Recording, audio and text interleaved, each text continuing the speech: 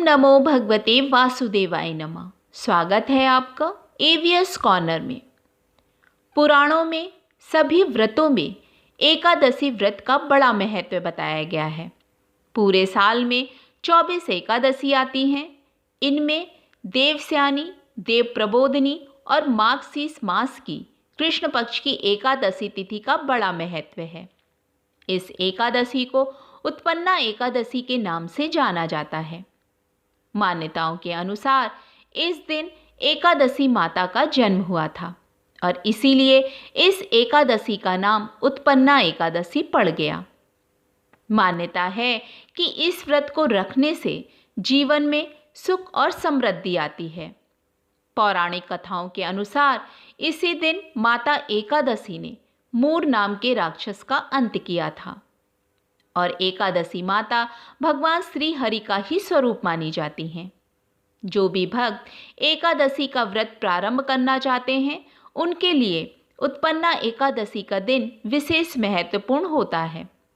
उत्पन्ना एकादशी से ही आप एकादशी व्रत की शुरुआत कर सकते हैं। साल 2023 में उत्पन्ना एकादशी व्रत की तिथि 2 दिन पड़ रही है। एकादशी तिथि प्रारंभ होगी 8 दिसंबर को सुबह 5:06 से और एकादशी तिथि समाप्त होगी 9 दिसंबर को सुबह 6:31 पर। ऐसे में गृहस्थ लोग उत्पन्ना एकादशी का व्रत 8 दिसंबर को रख सकते हैं। वहीं वैष्णव संप्रदाय और इस्कॉन वाले 9 दिसंबर को उत्पन्ना एकादशी का उपवास रखेंगे। जो लोग व्रत 8 दिसंबर को रखेंगे, वे व्रत का पारण 9 दिसंबर दिन शनिवार को दोपहर 1:16 से दोपहर 2:20 के बीच में करेंगे और जो लोग 9 दिसंबर को व्रत रखेंगे, वे व्रत का पारण 10 दिसंबर दिन रविवार को सुबह 7:03 से सुबह 7:13 के बीच कर सकते हैं। व्रत रखने वाले भक्तों को एक दिन पहले यानी 10वीं तिथि को सूर्य अस्त के बाद भोजन ग्रहण नहीं करना चाहिए। एकादशी के दिन प्रातःकाल उठकर स्नान आदि नित्य क्रिया से निवृत्त होकर हाथ में जल और पुष्प लेकर एकादशी व्रत का संकल्प लेना चाहिए। इसके बाद भगवान विष्णु और माता लक्ष्मी की विधि विधान से पूजा करनी चाहिए। उन्हें फल, फूल, धूप, दीप, नैवेद्य आदि अर्पित करें। भगवान को फलों का भोग लगाएं। इसके बाद धूप और दीपक जलाकर एकादशी व्रत की कथा पढ़नी या सुननी चाहिए और भगवान श्री हरि का ध्यान करना चाहिए। दिन भर उपवास करके रात में पूजा करने के बाद अगर संभव हो तो रात्रि जागरण करना चाहिए। भजन कीर्तन करें और अगले दिन यानी द्वादशी तिथि को व्रत का पारण करना चाहिए। व्रत पारण करने से पहले अपने सामर्थ्य अनुसार किसी ब्राह्मण या फिर जरूरतमंद को भोजन और दान दक्षिणा अवश्य दें, फिर स्वयं व्रत का पारण करें। पौराणिक कथा के अनुसार सतयुग में मूर नाम का दैत्य उत्पन्न हुआ। वह बड़ा बलवान और भयानक था। उस प्रचंड दैत्य ने इंद्र आदि सभी देवताओं को युद्ध में पराजित करके स्वर्ग से भगा दिया। तब इंद्र ने भगवान शंकर से प्रार्थना की कि हे प्रभु, हम सब देवता मूर नामक दैत्य के अत्याचारों से पीड़ित होकर मृत्युलोक से बुरा जीवन जी रहे हैं। आप इस दुख से छुटकारा पाने का कोई उपाय बताइए। तब भगवान शंकर ने कहा कि हे देवराज, आप भगवान विष्णु के पास जाइए, वे ही आपकी मदद कर सकते हैं। इंद्र अन्य देवताओं के साथ क्षीर सागर में पहुंचे, जहां पर भगवान विष्णु शेष शैया पर शयन कर रहे थे। भगवान को सोते हुए देखकर इंद्र ने उनकी स्तुति की। हे देवताओं के देव, आपको नमस्कार है। हे दैत्य संहारक मधुसूदन, आप हमारी रक्षा करें। दैत्यों से भयभीत होकर हम सभी देव आपकी शरण में आए हैं। आप संसार के कारक और कर्ता हैं। आप ही इस जगत की उत्पत्ति, पालन और संहार करने वाले हो। आप ही सारे संसार का उपकार करते हो। सूर्य, चंद्र, अग्नि, हवा, मंत्र तंत्र, यजमान, यज्ञ कर्म कर्ता, भोक्ता आदि आप ही हो। आप सर्वव्यापी हो, आप शरणागत की रक्षा करने वाले हो, आप हमारी रक्षा कीजिए। इंद्र की यह करुणा पुकार सुनकर भगवान विष्णु बोले, हे देवराज, वह कौन सा दैत्य है जिसने तुम्हें जीत लिया है? तब इंद्र बोले, हे भगवन, प्राचीन काल में नाड़ीजंग नामक दैत्य था। उसका पुत्र ही दैत्यमूर है, उसकी राजधानी चंद्रावती है। दैत्यमूर ने अपने बल से सारे संसार को जीत लिया है, देवताओं को देवलोक से निकाल दिया है। आप उसे मारकर हम लोगों की रक्षा कीजिए। इंद्र के वचन सुनकर भगवान विष्णु बोले, हे देवराज, मैं तुम्हारे शत्रु का संहार करूंगा। तुम लोग चंद्रावती नगरी पहुंचो। ऐसा कहकर भगवान विष्णु उन देवताओं के पीछे चंद्रावती नगरी पहुंचे।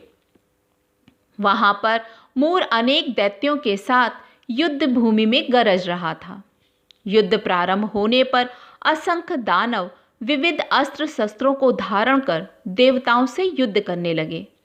भगवान विष्णु ने सुदर्शन चक्र से उनके शस्त्रों को काट डाला। इस युद्ध में अनेकों दानव मारे गए। दैत्यराज मूर भगवान विष्णु के साथ युद्ध करता रहा। मूर को मारने के लिए भगवान विष्णु जिस भी शस्त्र का प्रयोग करते, वह उसके तेज से नष्ट होकर उस पर फूलों के समान गिरने लगता।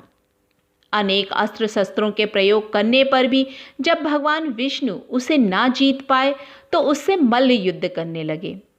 कई वर्षों तक मल्ल युद्ध करते रहने पर भी भगवान विष्णु उस दैत्य को ना जीत पाए।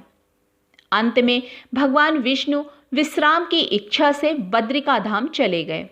वहां पर 48 कोस लंबी एक द्वार वाली हेमवती गुफा में शयन करने के लिए घुसे। यह देख वह दैत्य भी उनके पीछे गुफा में चला आया और उन्हें शयन करता हुआ देख मारने के लिए उद्यत हुआ। उसने सोचा कि आज मैं दैत्यों के चिर शत्रु को मारकर सदैव के लिए निष्कंटक हो जाऊंगा। किंतु उसी समय भगवान श्री हरि के शरीर से एक अति सुंदर कन्या दिव्य अस्त्र शस्त्र धारण किए हुए प्रकट हुई और वह उस मूर दैत्य से युद्ध करने लगी। मूर भी उससे युद्ध करने लगा।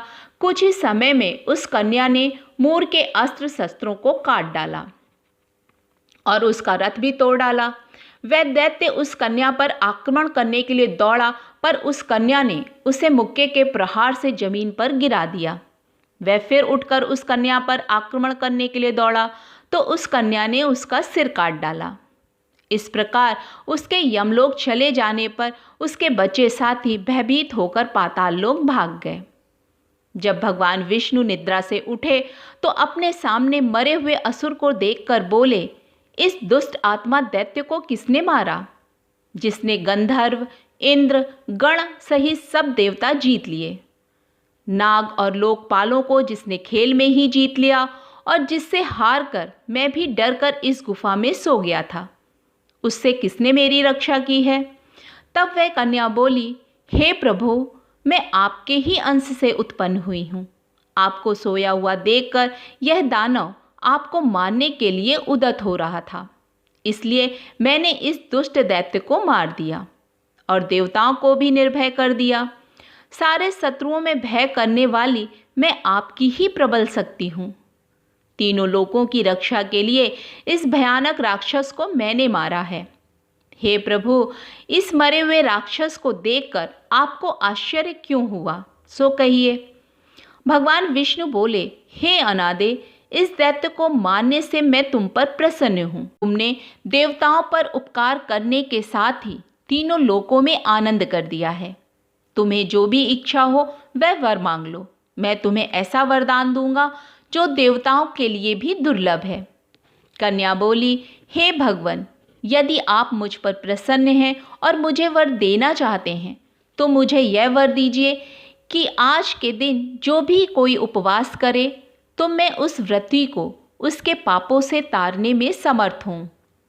इस उपवास के पुण्य का आधा पुण्य रात्रि में भोजन करने वाले को, उसका भी आधा पुण्य सायंकाल भोजन करने वाले को और उसका भी आधा पुण्य दिन में एक बार भोजन करने वाले को प्राप्त हो।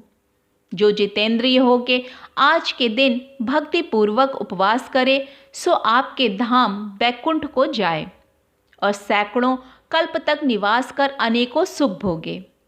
जो भी व्यक्ति आज के दिन उपवास करे या सायंकाल भोजन करे उसे मोक्ष मिले। भगवान विष्णु बोले, तथास्तु। मेरी परम शक्ति, तुम एकादशी तिथि को उत्पन्न हुई हो, इस कारण तुम्हारा नाम भी एकादशी ही होगा। एकादशी को उपवास करने वाले व्यक्ति के सारे पापों को नष्ट करके मैं उसे अक्षय स्वर्ग दूंगा। तृतीया, अष्टमी, नवमी, एकादशी, चतुर्दशी ये तृतीयां मुझे विशेष प्रिय हैं। इनमें भी एकादशी का व्रत सब दान और सब तीर्थों से अधिक फल देने वाला है। उसे यह व्रत देकर भगवान विष्णु अंतर्ध्यान हो गए। तो आप सभी को उत्पन्ना एकादशी की हार्दिक शुभकामनाएं और वीडियो में यहाँ तक साथ देने के लिए धन्यवाद।